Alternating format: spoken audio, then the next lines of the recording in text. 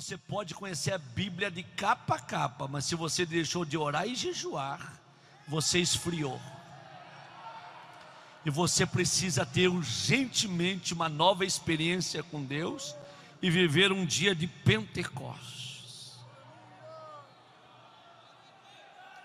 Nós nos achamos às vezes grandes e pensamos que Deus está delimitado àquilo que nós pensamos ou imaginamos. Eu assumi a vice-presidência de um grande campo na Serra Gaúcha. E quando eu assumi a vice-presidência do campo, na primeira reunião de obreiro, 3 obreiros se levantaram e falaram: quem é que vai dar o culto de ensinamento às terça-feira? E alguém pega e fala: olha, eu acho que como pastor presidente sempre está por aqui, o Sandro sendo vice, ele viaja muito, ele poderia dar os cultos de ensinamento às terça-feira. E o presidente autorizou, eu fiquei com o maior culto da igreja, que era o culto de terça-feira. E 3 pastores e 2 evangelistas se levantaram e falaram: pastor, já que o senhor vai dar ensinamento, nós queremos que o senhor coloque ordem nesse negócio aqui, porque aqui dentro dessa igreja tem alguém aqui que faz uns barulhinhos. E nós temos aqui um rapazinho aqui, que ele começa a pular, ele corre no corredor da igreja, ele é um problema aqui no meio dos crentes. Ele é meio baderneiro mesmo. O senhor vai pregar ordem no culto, manda ele se assentar publicamente, vai servir de exemplo para os outros, e todas as coisas vão para o seu devido lugar. Eu falei: é só isso que vocês querem? Eles falaram: sim. Falei: vocês estão pedindo muito pouca coisa, pode pedir mais, porque a primeiro momento que eu aqui tiver e houver baderna no meio dos crentes, nós vamos colocar a casa em ordem. Aí então eu fui para casa, e a minha esposa falou: como é que foi a reunião? Eu falei: foi muito boa. Só que teve um porém, os obreiros lá pediram para me calar com a boca de um rapaz na igreja, que faz muito barulho e tal. E aí eu estou pensando o que eu faço. Eu acho que no próximo culto de terça-feira eu vou pregar e vamos colocar a coisa em ordem. Minha esposa, muito crente, falou: olha, se eu fosse tu, não faria isso não. Se eu fosse tu, eu procuraria ver onde é que esse rapaz mora, e tu faria uma visita para ele e conversaria com ele pessoalmente, para tentar ajudar ele, porque se tu fizer isso publicamente, tu vai matar a fé desse rapaz. E de mais a mais, o antigo pastor que estava aqui consagrava obreiro em troca de presente. Tem muito obreiro que eu acho que nem batizado com o Espírito Santo é. Então eles são crentes de menos, e o jovem é crente demais. Então esse jovem está sendo um problema para a vida deles. Não mata o rapaz não, vai fazer uma visita para ele. Eu falei: ok, boa palavra, boa palavra. Saí a viajar no final de semana. Quando cheguei na segunda-feira, fui no empresário da igreja e falei para o empresário da igreja: onde é que mora o irmão fulano de tal? Aí o empresário falou: olha, pastor, ele mora numa favela braba aqui da cidade. E se eu fosse o senhor, eu não iria lá não, porque o lugar é muito perigoso. Eu falei: rapaz, eu sou um ex-favelado, sou um ex-dependente de droga. Eu aceitei Jesus dentro de um hospício, depois que tomei uma overdose, fiquei quase 1 ano internado dentro de um hospício. Deus usou um louco para falar comigo, que ia me tirar de dentro do hospício para fazer de mim um pregador da sua palavra. Assim como Deus falou, Ele cumpriu. É por isso que hoje eu sou pregador do Evangelho de Jesus Cristo, porque Ele me tirou de dentro do hospício. Eu estou acostumado com favela e com favelados. Morei nas favelas da Zona Oeste do Rio de Janeiro. Eu vou visitar. Peguei meu carro e fui para a favela. Quando eu cheguei na favela, até onde o carro foi, eu fui. Onde não deu para entrar com o carro, eu desci. Quando cheguei, eu olhei um olheiro da boca de fumo, perguntei para ele: meu amigo, onde é que mora o tal do hermano? E ele responde para mim: rapaz, ele é o antigo repolho, traficante. Se é o mesmo, ele mora no último barraco na costa do morro. Eu saí caminhando, quando cheguei na frente do barraco, torto, caindo os pedaços. Eu tentei abrir o portão, que era feito de arame, machuquei os meus dedos e não consegui abrir. Bati palma, e de dentro do barraco gritou: quem que está aí? Eu gritei do lado de fora. Passou Sandro Fontoura, ele gritou lá de dentro: ô maravilha de Deus! Falei: meu amigo, dá para tu abrir aqui que eu quero conversar contigo? Ele falou: só um momento.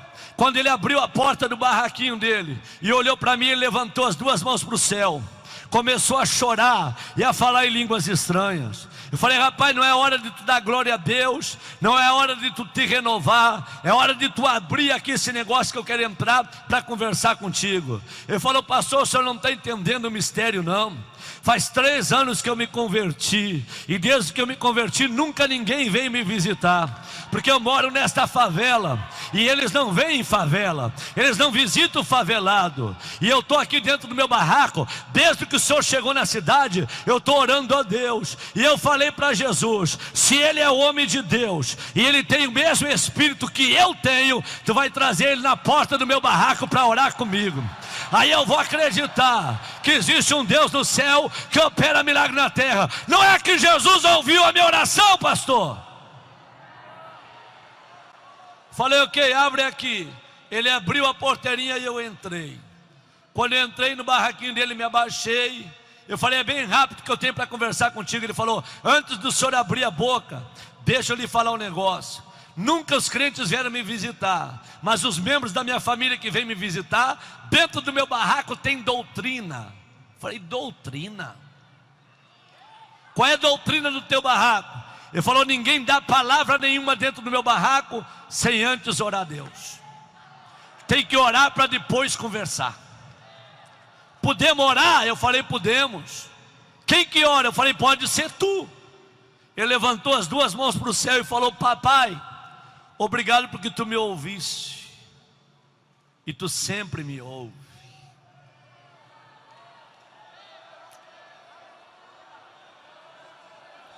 E ele começou a orar e a dizer: muito obrigado, porque tu não me valoriza por aquilo que eu tenho, mas tu me valoriza por aquilo que eu sou.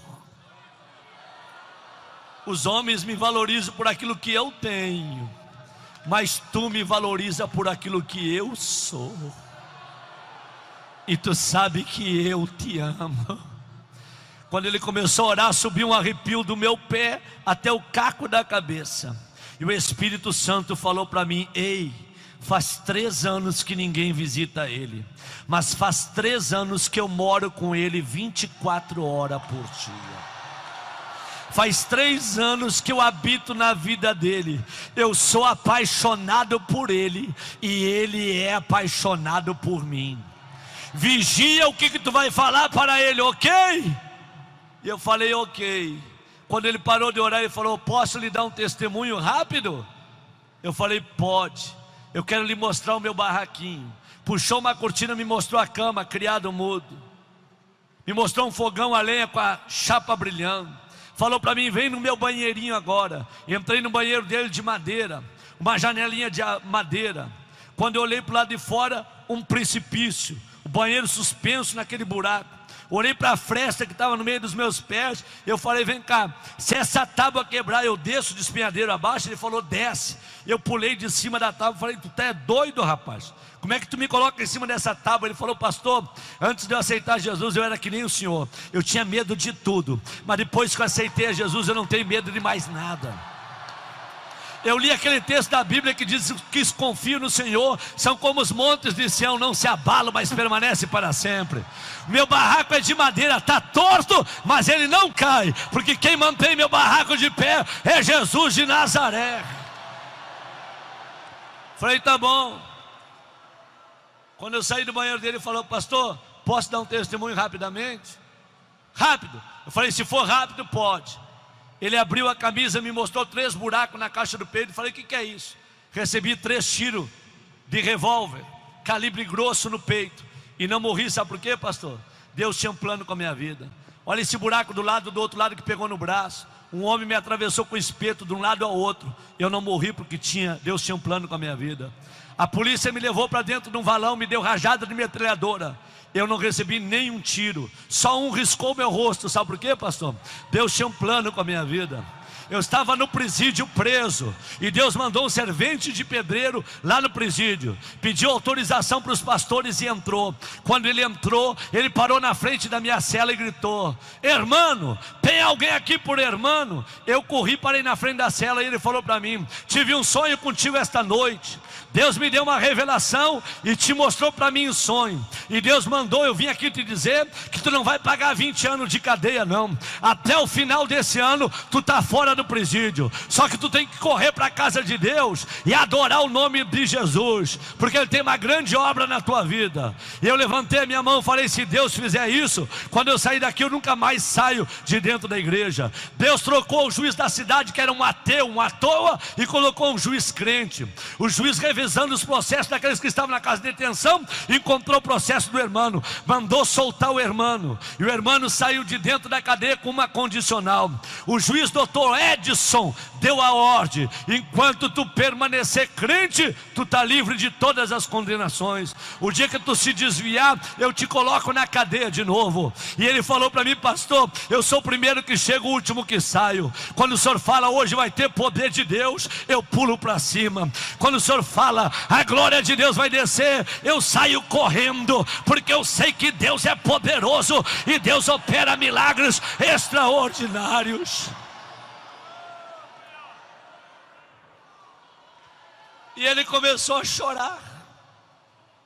Falou: pastor, me perdoa, está ocupando o seu tempo. Pode falar o que o senhor iria falar. Eu falei: agora não vou falar mais nada não. Eu quero ir embora. Quando eu saí para ir embora, ele me pegou pelo braço. Eu falei: o que tu quer? Ele falou: na minha casa tem doutrina, ora quando entra e tem que orar antes de sair.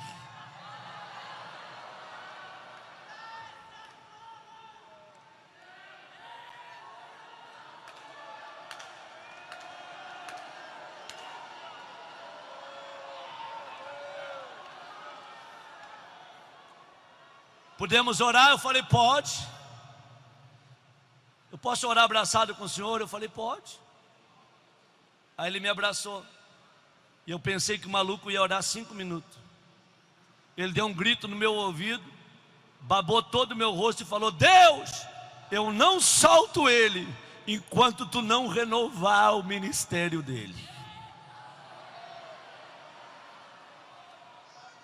Chega de obreiro gelado neste campo, chega de obreiro frio, incendeia a alma dele. E eu orei mais de 1 hora abraçado com o favelado. A calça colou na perna, a camisa colou no corpo. E eu saí do barraco do irmão e fui até o meu carro falando em línguas estranhas. Fui até a minha casa falando em línguas estranhas. Cheguei na minha casa, falei para minha esposa: aperta a minha mão. Ela falou: o que houve? Falei: aperta a minha mão, me dá a paz do Senhor. Ela falou: a paz do Senhor. O que aconteceu? Eu falei: aceitei a Jesus hoje de manhã. Entreguei a minha vida para Jesus hoje de manhã. E nunca mais vou ser o obreiro que eu era não. Jesus usou o favelado para mudar a história da minha vida. Hoje pela manhã Jesus vai levantar uma meia dúzia de irmãos nesse Mato Grosso, tomado pela glória e pela Shekinah do Espírito de Deus. Na terça-feira fui pregar na igreja, esqueci do irmão. Estou pregando no culto de ensinamento. Quando começa a arrochar na mensagem, o irmão está lá na porta, ele começa a pular e vem para o corredor da igreja. E os obreiros que estão atrás olham para mim, e quando eu olho nos olhos dos obreiros, eu faço a leitura. Tu falou que ia calar com a boca dele, cala agora. Manda ele se assentar. Eu fiquei numa guerra entre os obreiros e o irmão. E eu falei: meus amigos, entre vocês e o irmão, eu vou ficar com o irmão. Eu não vou matar o irmão não. Quem de vocês já visitou o irmão? Levante a mão. Ninguém levantou a mão. Eu falei: eu cheguei na cidade, eu fui lá na favela visitar ele. E em 10 minutos falei o que aconteceu dentro da casa do irmão. Caiu um choro na igreja. Fazia 8 anos que Jesus não batizava com o Espírito Santo. Jesus começou a batizar dentro da igreja. Eu falei: desçam todos do altar, traga o irmão aqui para cima. Quando o irmão subiu para cima do púlpito, ele estava para lá de Bagdá, tomado pela glória de Deus. Eu falei: a partir de hoje vai ter dois doidos aqui, é um atrás do púlpito, outro na frente do púlpito, mas esta igreja vai ser tomada pela glória de Deus. Levanta as duas mãos lá em cima, por gentileza. Abre essa boca que Jesus te deu e dá um brado de glória ao nome desse Deus, ok? Pega a mão desse irmão que está do teu lado aí agora. Agora, em nome de Jesus, pegue a mão desta irmã que está do teu lado na galeria, aqui no púlpito, para dar o exemplo, faça o mesmo. Pega a mão desse obreiro que está aí do teu lado agora, em nome de Jesus. Aperta bem apertada a mão dele até ele abrir a boca e dar glória a Deus.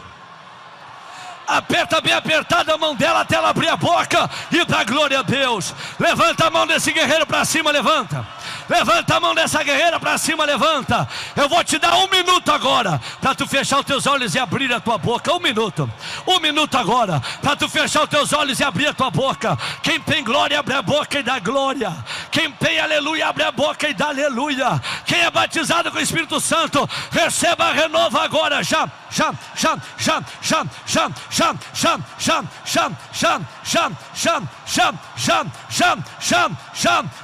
Quem não é batizado com o Espírito Santo, enche o teu pulmão de ar agora e dá um brado de glória, de glória, de glória, de glória, de glória, de glória.